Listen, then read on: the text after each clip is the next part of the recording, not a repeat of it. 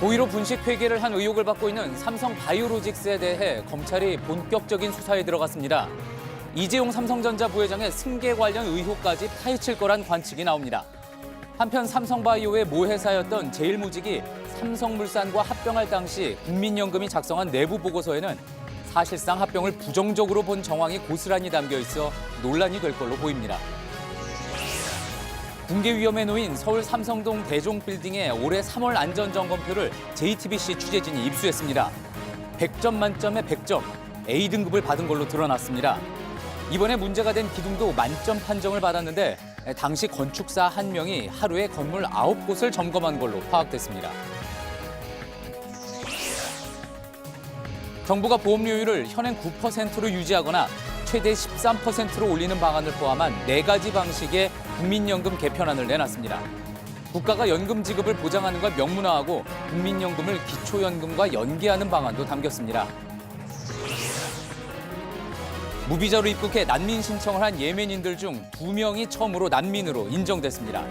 앞으로 제주에 가짜 난민이 몰려들 수 있다는 우려가 나오는 한편 난민 신청을 한 484명의 예멘인 중 2명만 인정된 건 지나치게 폐쇄적인 결과라는 비판도 나옵니다. 청와대가 비위 논란이 있는 민정수석실 산하 특별감찰반을 공직감찰반으로 바꾸는 쇄신안을 발표했습니다.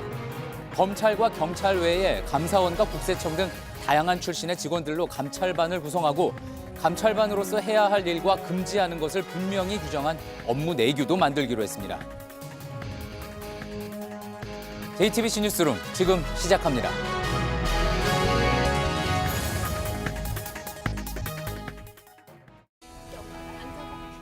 마스크가 필요 없는 세상으로. 내일을 바꾸는 현대 수소전기차. 국정농단 사건에 이어 노조 탄압 혐의, 그리고 이번에 분식회계 의혹까지 삼성에 대한 검찰 수사가 다시 시작됐습니다. 증권선물위원회의 고발로 시작된 이번 수사는 삼성 바이오로직스의 회계장부 조작 혐의를 겨냥하고 있습니다. 하지만 검찰이 주목하는 건 그냥 분식회계가 아닙니다. 삼성 바이오의 기업 가치를 조작해서 이재용 부회장의 지배력을 강화하는 데 영향을 줬는지까지 들여다보고 있습니다. 특히 지난해 박영수 특검팀에서도 이 부분에 주목했지만 국정농단 혐의에 집중해 수사를 끝내지 못했습니다. 이번에는 어떤 결론이 날지 먼저 강버들 기자가 보도합니다. 삼성물산 대주주인 국민연금은 2015년 상반기 삼성물산과 제일모직이 합병을 추진하자 합병 시너지와 비율의 적정성, 기금에 미치는 영향 등을 여러 차례 분석했습니다. 그해 7월 기금운용본부가 작성한 합병 관련 분석이란 대외비 문건은 합병 시너지를 검토한 내용을 담았습니다. 그런데 바이오 부문, 다시 말해 이번에 분식회계 혐의로 강제 수사가 시작된 삼성 바이오로직스를 언급합니다. 삼성바이오는 합병을 앞둔 제일모직 자회사였습니다. 문건에선 긍정적 시각과 부정적 시각이 모두 제시됐습니다. 긍정적 시각은 앞으로 삼성바이오가 투자를 통해 이익을 창출할 수 있다는 일종의 전망입니다. 반면 부정적 시각에는 2013년, 2014년 재무제표를 근거로 수익 창출 등 가시적 성과가 없다는 판단이 담겼습니다. 또 제일모직과 삼성물산의 합병 비율 1대 0.35가 적정한지에 대해선 제일모직의 성장성이 과도하게 평가됐다고도 했습니다. 이런 분석이 내부적으로 보고됐지만 대주주였던 국민연금이 찬성 의견을 냈고 제시된 비율대로 합병도 성사됐습니다. 합병 이듬해엔 제일모직이 높은 평가를 받는 데 기여한 삼성바이오가 상장됐습니다. 하지만 최근 증권선물위원회는 삼성바이오가 분식회계를 했다고 판단하고 검찰에 고발했습니다. 검찰은 이 모든 과정이 이재용 삼성전자 부회장의 경영권 강화를 위한 것인지 주목하고 있습니다. 두 회사의 합병으로 삼성전자에 대한 지배력이 강해졌다는 겁니다. JTBC 강버들입니다. 검찰은 어제 삼성바이오로직스와 계열사 외에도 분식회계 의혹에 관련된 회계법인 4곳을 함께 압수수색했습니다. 삼성바이오의 가치가 부풀려지는 과정에 회계법인이 적극적으로 개입했는지 따져볼 예정입니다. 송우영 기자입니다. 증권선물위원회는 지난달 20일 삼성바이오로직스를 검찰에 고발하면서 회계법인들의 책임을 일부 인정했습니다. 그러면서 삼성바이오의 감사를 담당한 삼정회계법인의 과징금과 감사 업무 5년 제한, 안진회계법인은 감사 업무 3년 제한을 결정했습니다. 하지만 검찰은 이와 별개로 이들을 포함한 회계법인 4곳이 고의로 분식회계를 눈감거나 숨기는 걸 도왔는지 수사할 방침입니다. 이들은 지난 2015년 삼성바이오 가치를 8조 원으로 평가했는데 6개 증권사가 내놓은 리포트의 평균치입니다. 이와 관련해 참여연대는 여러 목적으로 만들어진 증권사 리포트를 활용하는 건 회계법인이 쓰지 않는 방식이라고 지적한 바 있습니다. 이들이 관여한 정황은 또 있습니다. 지난 2015년 11월 삼성바이오 내부 문건에 부정적 영향을 최소화할 회계 처리 방안을 회계법인과 협의한다는 문구가 있었다는 겁니다. 하지만 특정 기업에 대한 가치평가 방식을 정하는 건 회계법인의 고유 권한인 만큼 방식이 이례적이라는 이유만으로 처벌 대상이 되진 않는다는 반론도 나옵니다. JTBC 송우영입니다. 예, 법조팀의 강현석 기자와 함께 이제 앞으로 검찰 수사가 어떻게 펼쳐질지 짚어보겠습니다. 자, 강 기자, 앞서 이제 증권선물위원회가 검찰에 고발을 한 거는 삼성바이오로직스의 고의 분식회계 혐의지 않습니까? 자, 그런데 앞서 리포트에서도 보셨듯이 검찰이 이제 이재용 부회장의 승계 관련 의혹을 들여다보게 될 것이다. 그 배경부터 좀 짚어봐야지 되겠네요. 네, 단순히 회계부문 수사에 무게가 실린다면 서울중앙지검 그것도 특수부가 투입될 이유가 없다는 분석이 벌써부터 나오고 있습니다. 예. 물론 이제 수사 절차상 고발 사안인 분식회계의 고의성을 물론 가장 먼저 파악을 할 겁니다. 예. 어제 회계법인들을 대거 압수수색한 것도 이 때문인데요. 다만 검찰 안팎에선 이번 수사가 단순히 분식회계의 고의성 입증에서 끝나지 않을 것이다. 이런 말이 벌써부터 나오고 있습니다. 그렇군요. 그러니까 이제 고의로 분식회계를 했는지 안 했는지도 따져보게 되겠지만 만약에 분식회계를 했다면 왜 했는지 그 이유도 수사를 하게 될 거란 이야기군요. 그렇습니다. 가정이지만 만약 분식회계가 고의였다면 과연 무엇 때문에 고의적인 분식회계가 이루어졌는지 파악하는 그런 과정인데요.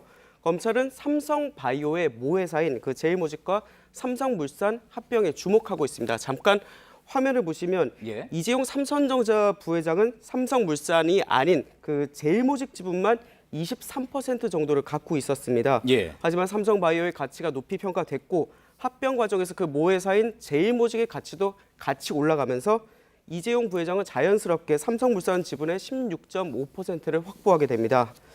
자연스럽게 그룹의 핵심인 삼성전자 등의 지배력이 함께 강화가 됐는데요. 예. 고의 분식회계의 동기가 바로 여기에 있었던 것 아니냐 이런 의혹이 제기되는 겁니다. 그렇군요. 그동안 이 이야기, 의혹들 계속 이제 모든 이 사건들의 중심에 있는 것으로 그렇게 또 이제 지적이 됐었는데, 자, 그렇다면은 분식회계의 동기가 정말 그랬는지 뭐였는지 밝히려면은 그 당시 경영진이 어떻게 의사결정을 내렸는지부터 좀 살펴봐야 되지 않겠습니까? 그렇습니다. 검찰은 어제 압수수색에서 확보한 여러 자료를 분석해서 당시 경영진의 이제 회의 내용 등을 확인할 것으로 보입니다. 이후 수사 상황에 따라서 그 의사결정 권한을 갖고 있었던 삼성그룹 고위층을 잇따라 불러서 조사할 것으로 보입니다. 그렇군요. 자, 그런데 이제 또 하나 주목되는 게 검찰이 삼성 승계 작업에 대해서 들여다본 게 이번이 처음이 아니라는 점입니다. 과거에도 들여다본 적이 있었죠. 그렇습니다. 최순실 특검대였죠. 박영수 특검팀은 이 삼성이 제일모직 그리고 삼성물산 합병에 있어서 그 청와대의 도움을 얻기 위해서 박근혜 전 대통령에게 이제 도움을 구했다. 그리고 뇌물을 건넸다. 이렇게 봤습니다. 예. 당시 수사팀장 그리고 수사 핵심 실무자가 바로 지금 윤석열 서울중앙지검장 그리고 한동훈 3차장 검사입니다. 따라서 어느 누구보다도 삼성 승계 의혹을 가장 잘하는 인사들이 수사에 나선 셈입니다. 예, 그렇군요. 자, 지금 대법원에 이제 이재용 부회장 재판이 가 있습니다. 이재용 부회장의 대법원 재판에도 어떤 영향이 있을까요? 당장은 큰 영향은 없을 것으로 보입니다.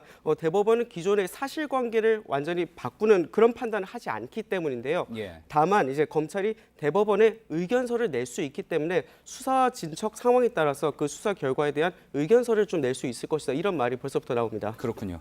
삼성 쪽 반응은 어떻습니까? 입장이 나온 게 있습니까? 별도 입장은 없습니다. 저희가 이 삼성바이오 측에 그 입장을 물었는데요. 입장을 드리기 힘든 상황이다. 검찰 수사가 진행 중이니 그 결과가 나와봐야 말을 할 수 있을 것 같다. 이렇게 말을 아꼈습니다. 예, 잘 들었습니다. 강현석 기자였습니다. 예, 그런데 제일모직의 가치가 정말로 부풀려졌는지 확인을 하려면 그 비교 대상이 되는 삼성물산의 회계장부도 들여다봐야 합니다. 그래서 시민단체들도 금융당국에 특별감리를 요구하고 나섰던 거죠. 검찰 수사가 본격화하면서 금감원도 움직일 것 같습니다. 송지혜 기자입니다.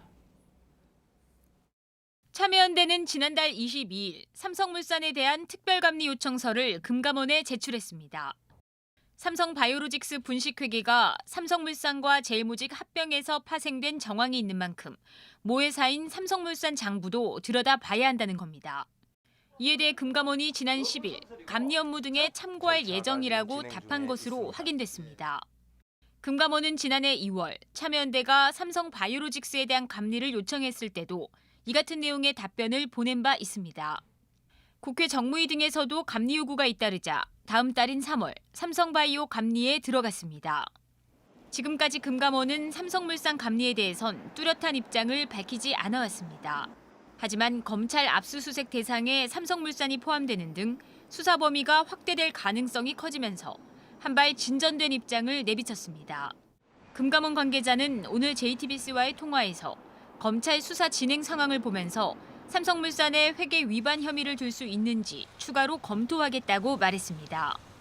금융당국이 삼성물산 감리에 들어간다면 제일모직 가치 부풀리기 등 합병과 승계 과정에서 제기된 의혹의 진상이 상당 부분 드러날 것으로 보입니다. JTBC 송지혜입니다. 붕괴 위험에 처한 서울 삼성동 대종빌딩의 안전관리가 제대로 되어 왔는지 논란이 커지고 있습니다. JTBC 취재진이 올해 3월 강남구청이 실시한 건물 안전 점검표를 입수했는데 100점 만점에 100점, A등급을 줬다고 적혀 있었습니다. 특히 이번에 문제가 된 게 기둥이었죠. 점검 당시 기둥의 상태 역시 10점 만점으로 양호하다는 평가였습니다. 먼저 김필준 기자의 보도입니다. 지난 3월 강남구청이 실시한 대종빌딩의 안전 점검표입니다. 점수는 100점 만점에 100점, A등급으로 표시돼 있습니다. 특히 이번에 금이 갔던 기둥에 대해서도 변형과 균열이 있는지 점검했습니다. 역시 양호하다는 평가와 함께 10점 만점을 받았습니다. 바닥판과 벽 마감재 등까지 모두 양호하다고 판단했고 총평도 마찬가지였습니다. 국토부가 만든 평가 지침에 따르면 90점부터 100점까지 A등급을 줄 수 있습니다. A등급은 문제가 없는 최상의 상태를 뜻합니다. 그런데 불과 9개월 만에 기둥에서 균열이 발견됐고 50점 미만의 2등급 판정으로 떨어진 겁니다. 부실한 안전점검임이 드러났습니다. 지자체의 안전점검에 대한 구체성과 신뢰성을 전면 재조사할 필요가 있습니다. 강남구청은 3월 실시한 점검은 주로 육안으로 이뤄져 기둥 등의 내부를 살피기는 어려운 상황이었다고 해명했습니다. JTBC 김필주입니다. 그렇다면 당시 안전진단이 어떻게 진행됐는지도 살펴봤습니다. 저희 취재진이 서울시 건축사회로부터 이야기를 들어봤는데 당시 강남구청 안전점검은 9명의 건축사들이 9일간 700개의 건물을 도는 방식이었다고 합니다. 평균적으로 건축사 1명이 하루에 9곳을 다닌 셈입니다. 한 건물당 한두 시간 안에 점검을 끝내야 했습니다. 이혜원 기자입니다. 서울시 건축사회가 JTBC 취재진에 보낸 내용입니다. 지난 3월 강남구에서 시행된 안전점검 진행 사항이란 제목으로 기간이 9일에 불과했다고 적혀 있습니다. 9일 동안 9명의 건축사 등이 살핀 건물은 700여 동, 하루에 약 9개 건물을 점검해야 했습니다. 건물당 점검비는 3만 원가량이었다고 합니다. 당시 점검에 나섰던 관계자는 JTBC와 통화해서 하루에 살펴볼 건물이 너무 많아 건물당 점검 시간이 한두 시간에 불과했다며 눈으로 훑어볼 수밖에 없었다고 설명했습니다. 건축사회는 안전점검표 자체도 문제였다고 지적합니다. 육안으로 봤을 때 내부 구조물이 드러나지 않으면 A등급 평가를 하라는 취지로 강남구청에서 교육을 했다는 겁니다.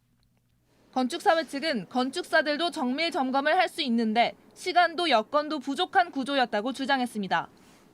이에 대해 강남구청은 9명이 조사한 건 맞지만 정확히 총 며칠간 조사했는지는 살펴봐야 한다고 했습니다. 또 교육 지침의 경우 육안 점검이라는 특성을 잘못 이해한 것으로 보인다고 해명했습니다. JTBC 이혜원입니다. 정부가 오늘 국민연금 개편안을 내놨습니다. 지난달 문재인 대통령이 재검토를 지시한 뒤 한 달여 만인데 그대로 놔두자는 안부터 보험료율과 수령액을 단계적으로 올리는 안까지 4가지 방안이 제시됐습니다. 연금 수령을 법으로 보장한다는 내용도 담겼습니다. 배양진 기자입니다. 정부가 내놓은 국민연금 개편안은 보험료율을 올리지 말자는 안부터 13%까지 올리자는 안까지 모두 4가지였습니다. 첫 번째 안은 현행 유지입니다. 9%인 보험료율은 그대로 두고 생애 평균 소득 대비 연금 수령액 비율인 소득 대체율을 당초 예정대로 2028년까지 40%로 낮추는 겁니다. 두 번째는 국민연금은 그대로 두되 기초연금을 10만 원 올리는 방안입니다. 월급 250만 원을 받는 사람이 국민연금에 25년 가입했다면 기초연금까지 한 달 101만 7천 원을 받게 됩니다. 이를 위해 7조 원의 예산이 더 필요합니다. 세 번째와 네 번째 안은 받는 돈을 평균 소득의 45에서 50%까지 늘리고 대신 보험료율도 12에서 13%까지 단계적으로 올리는 내용입니다. 어떤 경우든 보험 재정은 2063년 전에 고갈되는 구조입니다. 대신 국가가 연금 지급을 보장한다는 조항을 법에 명시하기로 했습니다. 정부는 이에 더해 아이를 낳으면 국민연금 가입 기간을 인정해주는 출산 크레딧을 첫째 아이를 낳아도 주기로 했습니다. 소득이 낮아 보험료를 내지 못하는 지역 가입자들에게 보험료를 지원해주는 방안도 추진됩니다. JTBC 배양진입니다. 예, 오늘 발표된 국민연금 개혁안과 관련해서 한 걸음 더 들어가 보겠습니다. 이상화 기자가 나와 있습니다. 자, 이 기자, 국민연금 개혁 정부안 해를 넘길 것 같았는데 오늘 갑작스레 발표가 됐습니다. 자, 그런데 지금 앞서 보신 것처럼 한 가지가 아니군요. 네, 그렇습니다. 정부가 오늘 4가지 안을 내놨습니다. 차례대로 현행 유지, 기초연금 강화, 노후소득 보장 강화 등 총 4가지입니다. 예, 자, 이름만 들어서는 뭔지 잘 알기가 힘들 것 같습니다. 각각의 안을 좀 들여다볼까요? 네, 하나하나 좀 살펴보도록 하겠습니다. 우선 첫 번째 안은요, 현재 9%인 보험료율을 그대로 유지하고 2028년까지 평균 소득 대비 연금 수령액 비율, 즉 소득 대체율을 40%로 낮추는 계획도 유지하겠다는 겁니다. 지금까지는 제도를 무조건 개편한다는 입장이었는데 그대로 놔두자는 것도 하나의 안이 된 겁니다. 예. 기초연금 강화는 1안에서 기초연금만 2021년 40만 원으로 올리는 겁니다. 나머지가 노후소득 보장 강화 방안입니다. 소득 대체율을 45%나 50%로 올리는 대신 이를 보충하기 위해 보험료율을 좀 올리는데요.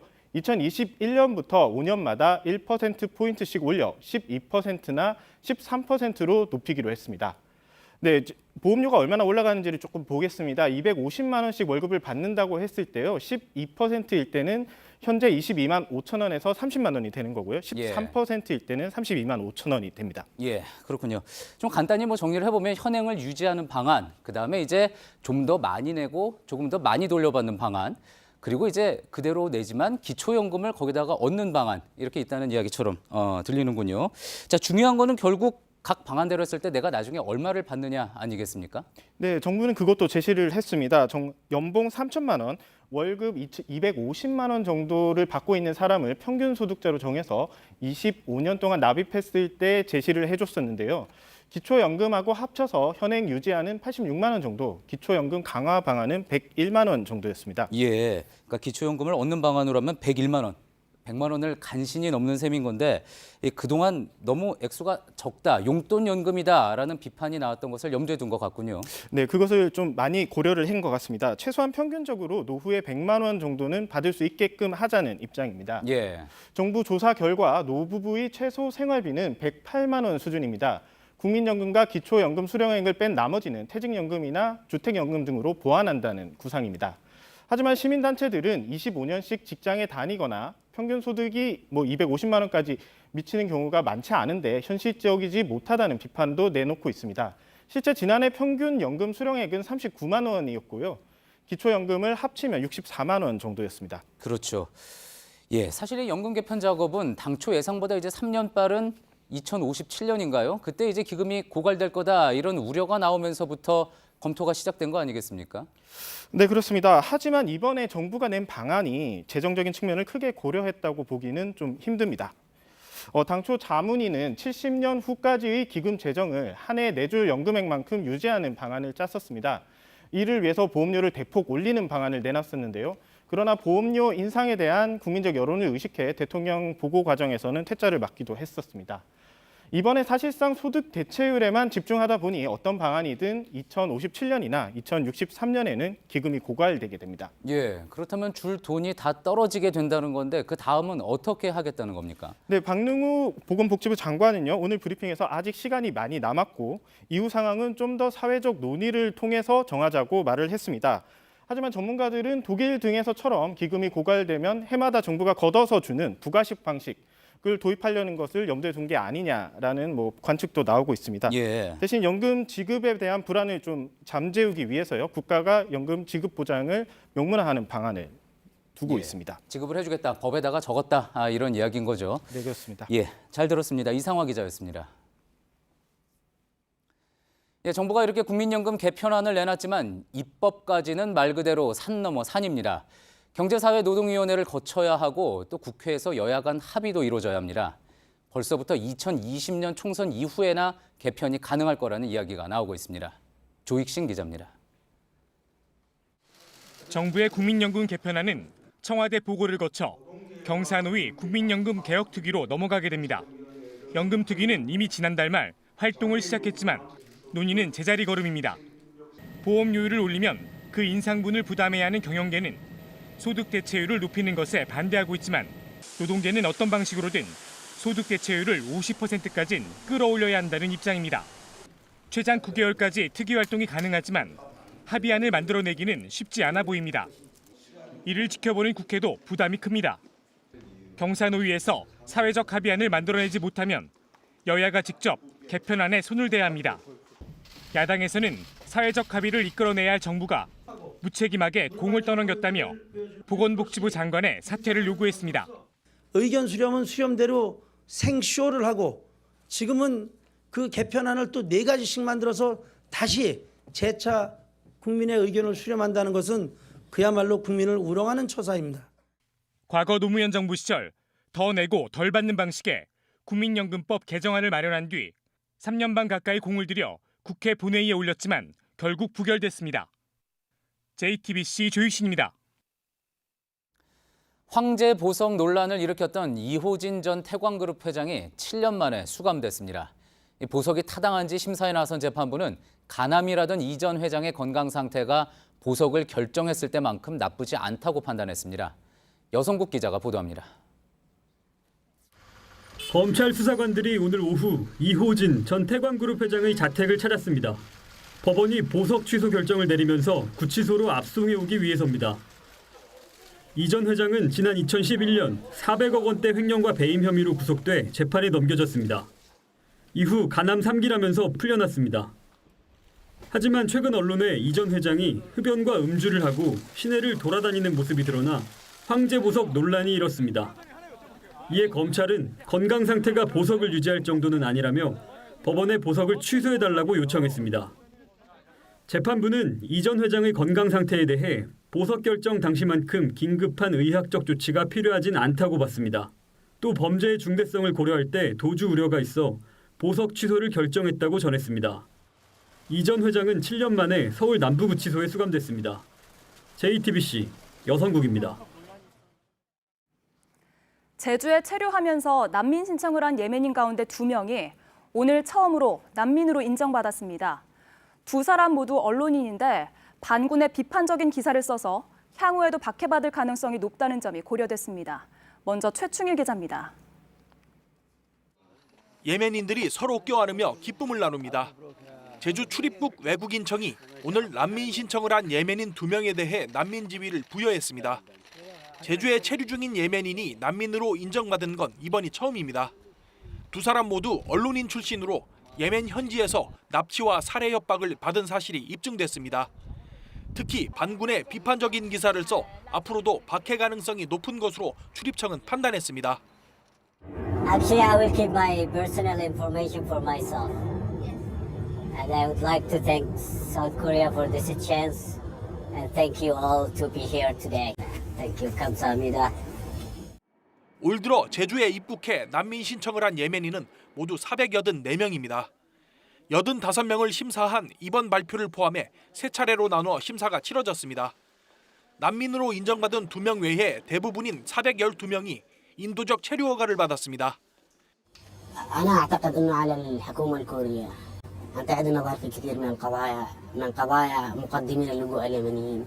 هناك أناس في حاجة ماسة للجوء من أجل حمايتهم ولديهم قضايا. 출입국청은 오늘 오후부터 예멘인 난민 신청자에게 결과를 통보하고 다음 주부터는 난민과 인도적 체류 허가자들에 대한 교육에 들어갈 계획입니다. JTBC 최충일입니다. 오늘 난민 인정을 두고 여론은 엇갈리고 있습니다. 인권위는 고작 2명만 인정한 건 여론을 무마하기 위한 결정이라고 비판한 반면 반대 측은 제주에 난민이 몰려서 사회 갈등만 커질 것이라고 우려하고 있습니다. 백민경 기자입니다. 테러 좀 많고 그러니까 좀 우리나라에도 들어오면 그러지 않을까. 난민을 받아주는 것도 좋은 의도에서는 정말 좋지만 경제적으로 소외받고 있는 약자들을 먼저 도와주는 게 좋을 것 같아요. 제주에서 난민이 인정됐다는 소식이 전해지자 적지 않은 우려의 목소리도 함께 나오고 있습니다. 서로 다른 문화로 충돌할 수 있고 국가의 경제적 부담도 피하기 어렵다는 겁니다. 특히 제주도가 무비자 지역이고 항공과 해상교통까지 좋아 난민 신청이 몰릴 거란 전망입니다. 하지만 이제 달라져야 한다는 목소리도 나옵니다. 최영애 인권위원장은 난민에 대한 일부 국민의 부정적 인식 때문에 인정 요건을 엄격하게 하는 건 불안감을 강화할 뿐이라며 2명을 인정한 것은 부정적 여론을 무마하기 위한 일률적 결정이라고 비판했습니다. 일부 전문가들도 난민이 국가 경제에 부담을 준다는 건 편견이라고 주장합니다. Good education, make them more employable so they can actually contribute. Migration is a positive. 아직은 시기상조다. 편견을 이제 걷어야 한다. 난민 인정을 둘러싼 현격한 시각차가 풀어야 할 숙제로 남았습니다. JTBC 백민경입니다. 기강회의 논란에 휩싸였던 청와대 민정수석실 산하 특별감찰반이 공직감찰반으로 이름을 바꿉니다. 청와대는 검찰, 경찰 외에도 여러 기관에서 파견을 받아 내부 견제를 강화하겠다고 밝혔습니다. 심수미 기자입니다. 지난달 문제가 된 특감반 비위 사건의 시작은 이른바 청부조사였습니다. 감찰반원이 사적인 민원성 조사를 하거나 지인의 조사 내용을 알아보고 다닌 사실이 드러난 바 있습니다. 조국 청와대 민정수석은 오늘 이와 관련해 깊이 자성하고 있다면서 재발 방지를 위한 쇄신책을 발표했습니다. 감찰 대상자인 장 차관과 공공기관장을 만나기 전후로 감찰반장에게 보고해야 하고 감찰 결과로 이첩된 사건에는 아예 관여하지 못하게 했습니다. 감찰반 구성도 바꿉니다. 검찰, 경찰뿐 아니라 감사원, 국세청 등 다양한 기관으로부터 직원을 파견받기로 했습니다. 앞서 검찰 출신 직원들이 많아 내부 견제가 잘 되지 않았다는 지적이 있었는데 앞으로는 어느 한 기관 소속이 전체 구성원의 3분의 1을 넘지 못하게 됩니다. 청와대 민정수석실의 감찰 역량을 강화하면서 최근 잇따르고 있는 공직기강회의를 바로잡겠다는 취지로 풀이됩니다. 권위적 어감을 주는 특별이라는 명칭도 떼어내 공직감찰반으로 바꿉니다. 대통령령인 감찰반 직제를 이처럼 개정하는 안은 오는 18일 국무회의에 상정됩니다. JTBC 심수희입니다.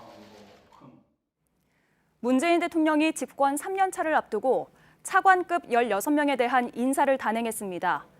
기획재정부 1차관에 이호승 청와대 일자리 기획비서관, 과학기술정보통신부 1차관에 문미옥 청와대 과학기술보좌관, 문화체육관광부 1차관에 김용삼 국민체육진흥공단 전무이사 등을 발탁했습니다. 남북이 오늘 두 번째 체육분과회담을 열고 2032년 올림픽을 함께 개최하겠다는 뜻을 국제올림픽위원회에 전달하기로 했습니다. 또 2020년 도쿄올림픽에선 최대 8종목의 단일팀을 구성하기로 했습니다. 박현주 기자입니다. 오늘 회담의 첫 화제는 남북 탁구 단일팀의 활약이었습니다. 우리 측 장우진 선수와 북측 차유심 선수는 국제탁구연맹 그랜드파이널스에서 어제 준결승에 오른 데 이어 오늘은 결승까지 진출했습니다. 아마 기대하고 나도 우리 단일팀 선수들이 아마 좋은 성과를 이끌어낼 거라고 생각합니다. 네, 항상 단일팀은 우리가 예상했던 것을 뛰어넘는 결과를 항상 보여왔으니까. 오늘 회담에서 남북은 이른 시일 안에 국제올림픽위원회 IOC에 2032년 하계올림픽 공동개최 의향을 담은 편지를 전달하기로 했습니다. 내년 2월엔 스위스 로잔에서 IOC와 공동으로 체육 관계자 회의도 갖기로 했습니다. 2020년 도쿄올림픽과 패럴림픽에선 남북 단일팀을 구성하기로 했습니다. 노 차관은 도쿄올림픽에서 남북 양측이 희망하는 종목은 8개 내외라고 설명했습니다. 단일팀은 추가 협의를 거쳐 앞선 출전 경험이 있거나 국제경기연맹이 제안한 종목을 중심으로 꾸려질 예정입니다. JTBC 박현주입니다. 태안화력발전소에서 사고를 당해 숨진 김용균 씨 유족과 동료들이 오늘 서울에서 기자회견을 열었습니다. 사고 후 작업 중지 명령이 내려진 뒤에도 컨베이어 벨트가 1시간가량 돌아간 사실이 확인됐다고 주장했습니다. 김 씨의 시신을 수습하던 시간이었습니다. 정영재 기자입니다. 규격에 맞지 않은 난간 위를 아슬아슬 기어가는 노동자. 벨트에 낀 석탄을 빼기 위해 엎드려 좁은 구멍으로 들어가는 노동자들. 김용균 씨의 유족과 태안화력 시민대책위가 사고가 난 현장을 둘러보며 찍은 노동자들의 모습입니다. 옛날에 우리 탄광, 지하 탄광 그거보다도 더 열악하고 더 안 좋은 지금 시대에 이런 게 있다는 게 믿기지도 않고. 대책위는 발전소 측이 작업 중지 명령이 내려진 이후에도 컨베이어 벨트를 가동했다고 주장했습니다. 실제로 사고 당일 새벽 6시 32분 1시간가량 작동한 기록이 남아 있습니다. 작업 중지 명령 이후 설비를 운영하는 건 불법인데다 아직 시신도 수습하지 못한 상태였습니다. 발전소 측은 멈춰있던 맞은편 벨트를 정비해 시범 운전을 한 것이라고 해명했습니다. 출력이 떨어지는 거를 막겠다는 거거든요. 그 새벽에 그거를 왜 정비를 불러가지고 기동을 하겠습니까? 발전소 측이 느슨한 비상제동 장치를 고치는 등 특별감독을 앞두고 현장을 은폐하고 있다는 주장도 내놨습니다. 한편 이용선 청와대 시민사회 수석 비서관은 오늘 태안에 있는 김 씨 빈소를 찾았다가 동료 노동자들의 거센 항의를 받았습니다. JTBC 정영재입니다. 강력한 한파에 전국이 꽁꽁 얼어붙었습니다. 강원 내륙과 산간의 아침 기온은 영하 20도까지 떨어져 폭포가 거대한 빙벽이 됐습니다. 추위는 내일 아침까지 이어지고 모레는 눈이나 비가 올 전망입니다. 조승현 기자입니다. 높이 50m 폭포 전체가 거대한 빙벽으로 바뀌었습니다. 계곡물은 물결이 일렁이던 모습 그대로 얼어붙었습니다. 밤새 더 두꺼워진 얼음판은 있는 힘껏 때려도 깨지지 않습니다. 어젯밤부터 북서쪽에서 내려온 찬 공기 탓에 오늘 기온이 곤두박질 쳤습니다. 대관령이 영하 19.5도를 기록했고 홍천군 내면은 영하 20.4도였습니다. 서울도 출근 시간대 기온이 영하 7.8도까지 떨어졌습니다. 대전 영하 6.5도, 부산 영하 2.2도, 광주 영하 1.4도 등 제주를 제외한 전국이 영하에 머물렀습니다. 강원과 충북 일부 지역에 한파 경보가, 중부 내륙과 경북 내륙엔 한파주의보가 내려졌습니다. 올 겨울에 내복을 안 입었는데 오늘 처음 내복을 입었고요. 조끼 입고 지금 겉옷도 2개 입었어요. 한파특보가 내려지기 시작하면 한랭 질환자도 급증합니다. 최근 5년 동안 서울에서 발생한 환자의 70%가 12월 중순부터 집중되기 시작했습니다.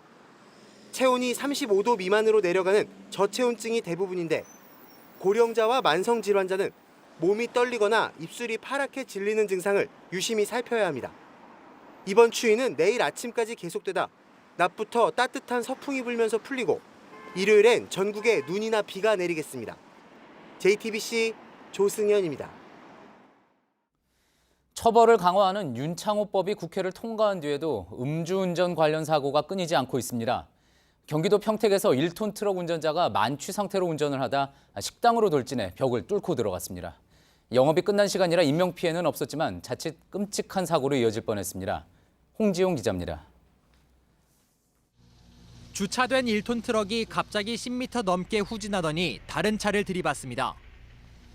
이번엔 맞은편 식당 쪽으로 돌진하더니 벽을 뚫고 들어갑니다. 식당 벽에 설치된 CCTV 화면이 흔들릴 정도로 충격이 컸습니다. 식당 안은 순식간에 아수라장이 됐습니다. 차 빼고 나서 한번 찍으라고. 그거 좀 찍어. 굉음을 내며 식당으로 돌진한 트럭은 바깥 셔터와 무릎 높이 벽돌 그리고 그 위에 유리창까지 깨고 식당 안으로 밀고 들어왔습니다. 당시 식당 주인이 먹고 있던 칼국수와 김치 그릇이 그대로 남아있는데요. 트럭이 달려오자 미처 치우지도 못하고 황급히 몸을 피했습니다. 운전자는 한눈에도 만취한 것처럼 보였다고 합니다. 운전자가 내려서 미안하다, 자기가 다 책임을 진다. 그리고 다시 또 차를 타려는 거를 계속 만류를 했어요. 또 차에 탔다가 다시 내렸다가 막 횡설수설을 하더라고요. 당시 영업을 마친 뒤라 손님은 없었습니다. 경찰 조사 결과 운전자는 혈중 알코올 농도 0.179%로 면허 취소 수준인 것으로 나타났습니다. JTBC 홍지용입니다. 일본에서는 보복 운전으로 2명을 사망하게 한 운전자에게 징역 18년의 중형이 선고됐습니다. 집요하고 악질적인 행위라는 검찰의 주장에 법원도 보복 운전은 생명을 위협하는 중죄라고 봤습니다. 윤서령 특파원입니다. 사건의 발단은 지난해 6월로 거슬러 올라갑니다. 한 고속도로 주차장에서 A씨와 B씨가 주차 문제로 시비가 붙었습니다. 화가 난 A씨는 B씨가 탄 승합차를 시속 100km의 속도로 쫓아가 B씨의 차를 앞지르는 등 위협 행위를 반복했습니다. 2분 뒤 뒤따라오던 대형 트럭이 정지해 있던 B씨의 차를 들이받아 일가족 중 부부가 사망하고 딸 2명이 부상을 입었습니다. 일본 요코하마 지방법원은 오늘 A씨에게 위험운전 치사상죄를 적용해 징역 18년을 선고했습니다. 4번에 걸친 방해운전이 추돌 사고를 일으킨 원인이 됐다고 판단한 겁니다. 재판부는 강한 의지에 기반한 집요한 범행이라고 판시했습니다. A씨는 과거에도 3차례 보복운전을 한 사례가 밝혀졌습니다. 何年とは言わずね、更生するまでで煽り運転の人にももっとなくしたいから重い罪にしてもらえたらね。 일본은 2001년 위험운전 치사상죄를 신설해 형량을 최대 20년까지 끌어올렸습니다. 보복운전을 생명을 위협하는 중대한 범죄로 인식하고 있는 겁니다. 지난 한 해 동안 총 670건에 대해 위험운전 치사상죄가 적용됐습니다. 도쿄에서 JTBC 윤서령입니다. 자유한국당이 이르면 내일 당협위원장 교체 명단을 발표합니다. 한국당이 거론해온 일종의 인적 쇄신안인데요. 당 분열과 정권 교체에 책임 있는 인사를 배제하겠다고 밝혔습니다. 2020년 총선을 앞두고 살생부로 작용할 가능성이 높아서 결과에 따라 당내 갈등도 커질 것으로 보입니다. 허진 기자입니다. 자유한국당의 인적 쇄신 작업을 진행 중인 조직 강화 특별위원회는 총선 공천 파동과 탄핵, 지방선거 패배 과정에 책임이 있는 사람을 우선 가려내겠다고 밝혔습니다.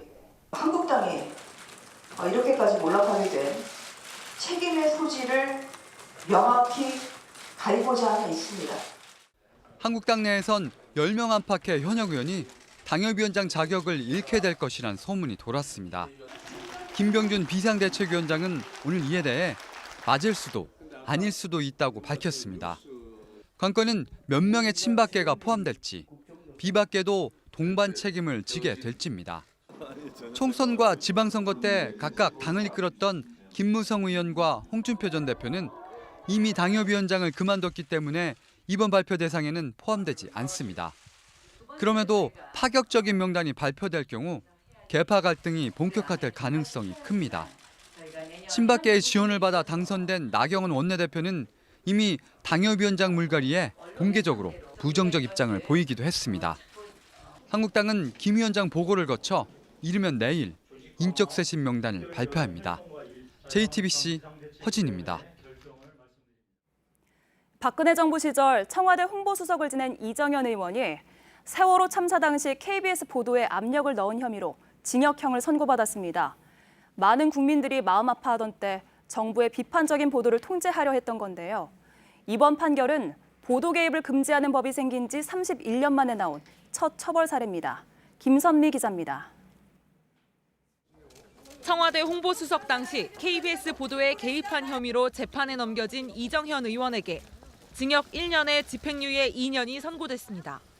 세월호 참사 이후 KBS가 정부 대처의 문제점을 보도하자 김시곤 당시 보도국장에게 전화해 압력을 가했다는 겁니다. 특히 당시 대화 내용이 그대로 공개되면서 큰 논란을 부른 바 있습니다.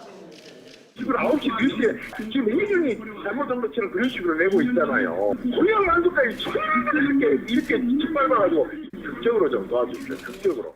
법원도 이 대화 내용에 주목했습니다.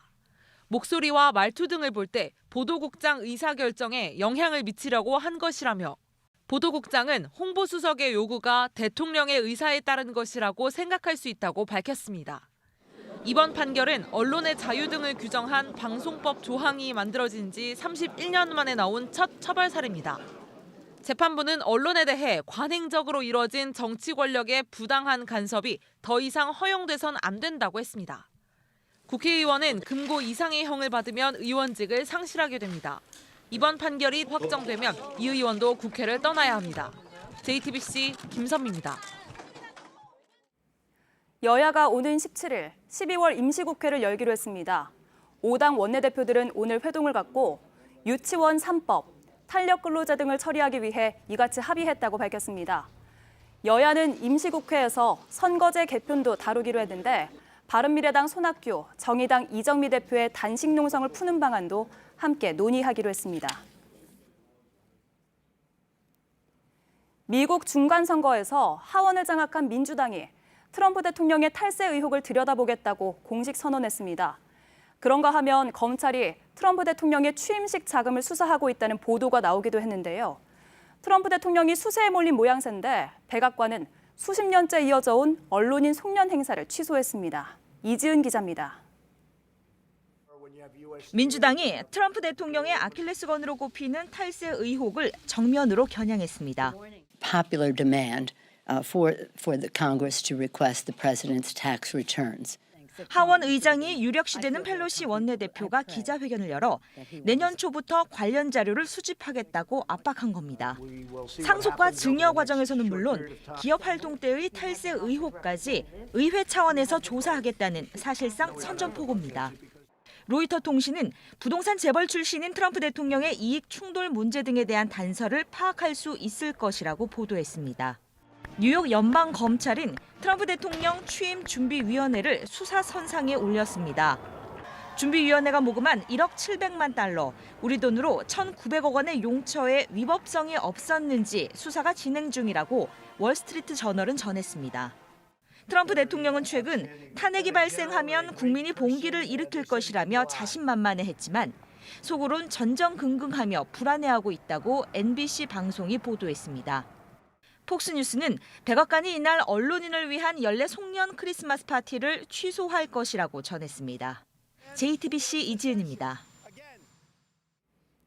민간 우주 탐사 기업인 버진 갤럭틱이 사람을 태운 우주선을 우주로 쏘아 올린 뒤 지구로 돌아오는데 처음으로 성공했습니다. 비행사가 82km 상공에서 무중력을 경험하고 돌아왔다는 건데요. 일반인들도 우주여행을 가는 날이 머지않아 보입니다. 부소현 특파원입니다. 유인 우주선 스페이스쉽2가 견인 항공기와 함께 날아오릅니다. 고도 15km에 이르자 우주선이 견인해주던 비행체에서 떨어져 나옵니다. 곧바로 불을 뿜으며 솟아오릅니다.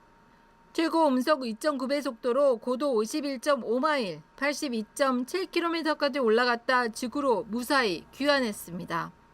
일반적으로는 카르만 라인으로 불리는 고도 62마일, 100km를 우주 경계선으로 봅니다. 미국 공군과 항공우주국은 50마일 이상도 우주 진입으로 인정합니다. 그동안 민간기업이론 블루 오리진이 카르만 라인을 왕복 비행했고 스페이스 X는 국제우주정거장에 화물을 여러 번 보냈습니다. 버진 갤럭틱은 이번에 유일하게 사람을 태운 비행에 성공했습니다. 미국 언론은 이번 비행 성공이 우주여행의 꿈을 더 앞당겼다고 보도했습니다. 아마존의 제프 베조스가 이끄는 블루 오리진은 내년부터 탑승권을 판매하기로 했습니다. 테슬라 일론 머스크의 스페이스 X는 달 탐사 민간 프로젝트를 이르면 2023년 완료할 예정입니다. 90분간의 탑승에 우리 돈 2억 8천만 원을 내는 버진 갤럭틱 우주여행에는 700여 명이 신청을 마쳤습니다. 로스앤젤레스에서 JTBC 부소연입니다.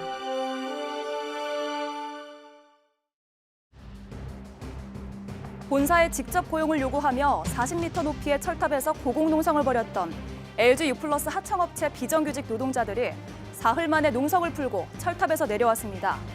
노사는 2020년부터 800명, 2021년까지 직원의 절반인 1,300명을 자회사 정규직으로 전환하고 이후 추가 전환도 노사가 논의하기로 잠정 합의했다고 노조 측은 밝혔습니다.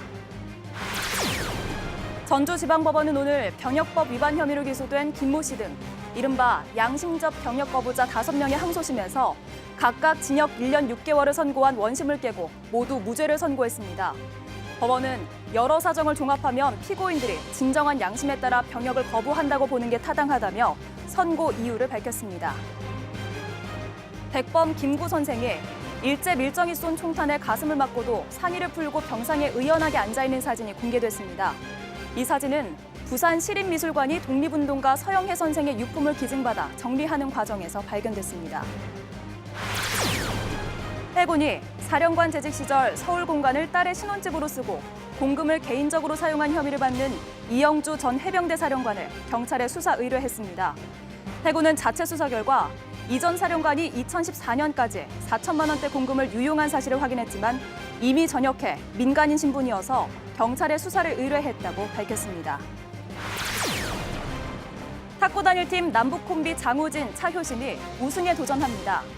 단일팀은 그랜드 파이널스 4강전에서 공교롭게도 한국팀과 맞붙게 됐는데 3대2로 이기며 결승으로 가는 티켓을 따냈습니다. 홍콩과의 결승전은 내일 오후 열립니다.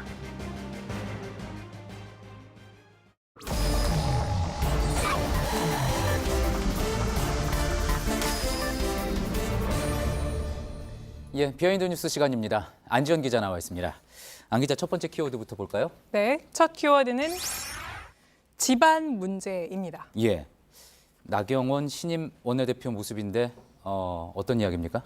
네, 어제 민주당 교육위 위원들은 유치원 3법을 처리해달라 이런 내용으로 기자회견을 열었습니다. 그런데 그 가운데 민주당 박용진 의원이 한국당 신임 원내대표인 나경원 의원을 이 자리에서 언급했는데요. 어떤 발언인지 직접 들어보시죠. 예. 나경원 원내대표가 본인도 역시 유치원을 운영하는 사학재단과 개인적인 어떤 인연이 있다고 하는 점이 우려스럽습니다. 박 의원은 다만 이 발언을 하면서 개인적 이해를 우선시하지 않을 것으로 기대한다 이런 말을 덧붙이긴 했습니다. 예, 그러니까 이제 나경원 원내대표 가족이 사학재단을 운영을 하는데 혹시 이게 유치원 3법을 처리하는데 영향을 주는 게 아니냐 뭐 이런 의문을 제기한 거군요. 네, 맞습니다. 실제로 나 원내대표의 아버지인 나채성 씨가 홍신학원 이사장이고 이 재단의 홍신유치원은 나 원내대표의 여동생이 운영을 하고 있는 상태입니다. 그러자 나 원내대표 오늘 아침 열린 회의에서 박 의원을 향해 치졸하다며 공개 비판했는데요. 이 발언도 한번 확인해 보시죠. 예. 민주당의 의원 몇 분이 여기에 관련해서 야당 원내대표의 개인적인 이런 사적인 부분을 들추면서 실질적으로 이와 관련해서 공정하게 할 것이냐 이런 의문을 제기하는 것에 대해서 저는 이것은 사실 명예훼손적인 이야기고 치졸한 공격이라고밖에 말씀드릴 수밖에 없습니다. 예, 명예훼손이다, 치졸하다. 상당히 강한 어조로 비판을 했군요. 네, 맞습니다. 여기에 더해서 민주당이 유치원 3법을 신속 처리, 그러니까 패스트 트랙을 태우겠다 이렇게 방침을 밝힌 것에 대해서도 나 원내대표는 정치 공세라고 비판했습니다. 예. 자, 그렇다면 나경원 원내대표가 실제 유치원 3법에 대해서 어떤 입장인지도 궁금합니다. 혹시 처리에 반대를 하고 있는 건가요? 일단 민주당이 낸 유치원 3법에는 반대하고 있는 상태입니다. 예. 그리고 한국당 안이 있는 만큼 이를 두고 협상을 해야지 민주당이 무조건적으로 정치 공세다 이렇게 해서는 안 된다 이런 입장이고요. 현재 유치원 3법은 소관인 교육위에서 여야 합의가 중단돼서 논의가 중단된 상태인데요. 아직까지 다음 소위 날짜를 정하지 못한 상태입니다. 예. 그럼 민주당 쪽에서 나 원내대표의 집안 거론했던 거는 이런 찬성하지 않으면 계속 반대하면 이런 의혹, 의심도 가능하니 잘 좀 나서달라. 처음부터 좀 못 박으려는 의도 그렇게 보이기도 하는군요. 맞습니다. 또 민주당이 주장한 패스트트랙에는 실제로 자동 상정이 되긴 하지만 길이 330일이나 걸립니다. 그러니까 거의 1년이 걸리는 건데요. 예. 결국 이 법의 빠른 처리를 위해서는 국민 여론이 무엇보다 필요한 상황이고요. 이 때문에 박 의원도 나 원내대표의 집안까지 거론한 것으로 보입니다. 박 의원과 저희가 직접 통화해봤는데 박 의원도 이런 얘기를 했습니다. 이른바 김영란법이 통과된 것도 결국 이 국회에서 원하지 않았지만 국민 여론 덕이었다라고 하면서 유치원 3법을 위해서도 지금 가장 필요한 건 국민적 관심이다 이렇게 설명하기도 했습니다. 그렇군요. 뉴스 직전에 이제 소식이 들어왔는데 이제 임시국회 소집된다고 하지 않습니까? 여기서 또 유치원 3법 어떻게 처리가 될 수 있을지도 좀 지켜봐야지 되겠군요. 다음 키워드로 한번 가보죠. 네, 다음 키워드는 속기록은 알고 있다입니다. 예, 어떤 속기록을 이야기하는 겁니까? 네, 먼저 각 상임위의 회의는 이 속기록이 작성돼서 인터넷에 공개가 됩니다. 한 해 예산을 심사하는 예결위 소위도 마찬가지인데요. 인터넷에 오늘 공개된 11월 26일 열린 예결위 소위에서 한국당 이은재 의원은 이렇게 발언을 했습니다. 예. 이 발언 내용을 저희가 속기록을 가져와 봤는데 발언 내용을 한번 보시면 네, 국민 혈세를 가지고 이렇게 막 그냥 분배해서 말이죠. 예. 도대체 똑같은 내용 가지고 이래도 되시는 겁니까? 이렇게 발언한 내용이 이렇게 기록돼 있었습니다. 예, 국민의 혈세를 가지고 이렇게 그냥 막 분배해서 말이죠. 이래도 되는 겁니까? 이 내용만 가지고서는 아무 문제 없는 뭐 당연한 이야기 같습니다. 네, 그런데 국회 속기사가 쓰는 이 같은 속기록은 인터넷에 공개될까지는 사실상 며칠이 걸립니다. 예. 그렇기 때문에 이 자리에 소위 자리에 언론사 기자들이 들어가서 이른바 받아치기를 하는데요. 그렇죠. 그런데 기자가 작성한 속기록에는 나와 있는 이 의원의 발언이 조금 달랐는데요. 보시는 것처럼 네, 뿜빠이라는 표현이 있었습니다. 그러니까 국민의 혈세를 가지고 이렇게 뿜빠이 해서 말이죠. 이래도 되시는 겁니까? 실제 이렇게 발언한 것으로 돼 있었습니다. 예, 방송에서도 써서는 안 되는 부적절한 말이어가지고 다시 옮기지 못하겠습니다. 자, 이것도 일본어의 잔재 표현인 거죠? 맞습니다. 분배라는 뜻의 일본어입니다. 일본어 겐세이 논란을 일으켰던 이은재 의원이 실제로는 이날도 그러니까 일본어를 사용한 건데 이 의원의 요청으로 현재 속기록은 보시는 것처럼 분배로 수정이 된 겁니다. 예. 이런 일이 너무 자주 벌어지니까 일각에서는 혹시 또 화제성으로 계속 이런 표현이 나오는 게 아니냐 뭐 이런 이야기도 나오는 것 같은데요. 자, 그런데 궁금한 거는 속기록 그대로 적어야 되는 거 아닙니까? 이걸 고쳐달라고 하면은 고칠 수가 있는 겁니까? 그래서 저희가 국회법을 찾아봤더니 이 삭제는 불가능하지만 이 같은 자꾸 수정은 가능했습니다. 보시는 것처럼 117조를 보면은 보시는 것처럼 다음 날 5시까지는 회의록에 적힌 자꾸 정정을 의장에게 요구할 수 있다. 이렇게 돼 있습니다. 예. 속기록은 사실상 역사에 기록되기 때문에 의원들 입장에서는 이처럼 신경을 쓸 수밖에 없는 겁니다. 그렇군요. 사실 뭐 국회에서 부적절한 표현이 나온 거 한두 번도 아니고요. 그렇기 때문에 이렇게 고쳐달라는 요구 상당히 자주 있었을 것 같군요. 맞습니다. 그런데 저희가 한번 찾아봤더니 공개적으로 수정을 요구했지만 이 수정을 요구한 것조차도 속기록에 그대로 남아있는 사례도 있었습니다. 2009년 속기록으로 거슬러 올라가 보면 이런 대목이 있었습니다. 당시에 한나라당 정병국 의원이 한 말인데요. 보시는 것처럼 겐세이 놓고 끼어드시면 계속 늦어지니까 좀 가만히 계세요. 이렇게 얘기를 했습니다. 그러고 나서 그 이후에 보면은 자신이 이렇게 겐세이라는 용어는 제가 취소를 합니다. 이거 삭제해달라고 얘기했고 또 위원장도 이걸 받아서 속기록을 삭제해 주세요. 겐세이는 방해하지 말라고 이렇게 고쳐해달라고 속기록에 얘기했지만 이 모든 과정이 그대로 속기록에 남아 있었습니다. 예, 속기록에 이렇게 여러 번 이 표현을 사실 모르는 사람들도 많이 있었을 텐데 오히려 국회에서 나오는 이야기를 듣고 익숙해질 수도 있을 것 같습니다. 예, 잘 들었습니다. 안지연 기자였습니다. 베트남은 지금 축제 전야입니다. 박항서 감독이 이끄는 베트남 축구대표팀이 동남아 축구 최정상 자리를 놓고 내일 결전을 치릅니다. 더욱 뜨거워지는 박항서 열풍을 베트남 현지에서 이도성 기자가 전합니다. 혼자 밥 먹는 아이를 그냥 지나치지 못하고 세심하게 챙겨주는 모습. 베트남은 이웃집 할아버지 같은 박항서 감독에게 반했습니다. 만화로, 때론 패션으로, 닮은 꼴 찾기까지 박항서 열풍은 갖가지 형태로 진화하고 있습니다. 금빛 초상화에 꼭 닮은 인형, 박 감독에겐 팬들의 사랑이 담긴 선물도 쏟아집니다. 박 감독의 이야기를 담은 영화도 오늘 베트남 전역에서 개봉했습니다. 재미없을 법한 다큐멘터리 영화인데도 가수와 배우들도 극장을 찾았습니다. 말레이시아와의 결승전은 내일인데 벌써부터 현장은 축제 분위기입니다.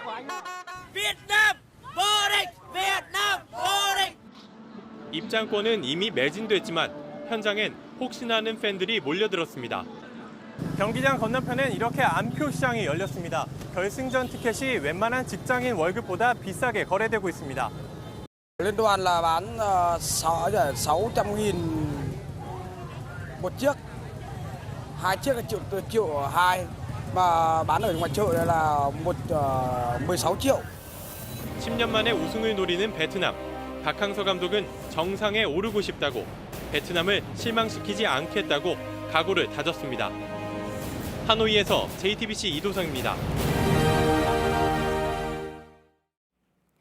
내일도 서울과 대전의 아침 기온이 영하 6도, 강원도 철원은 영하 15도까지 떨어지는 등 매서운 추위가 이어집니다. 서울과 부산, 대구 지역은 매우 건조해서 산불 등 화재가 발생할 가능성이 높은 상태입니다. 미세먼지는 경기도 남부와 충북 지역에서 나쁨 수준일 거란 예보입니다. 예, 오늘 밤에는 밤샘 토론이 있습니다.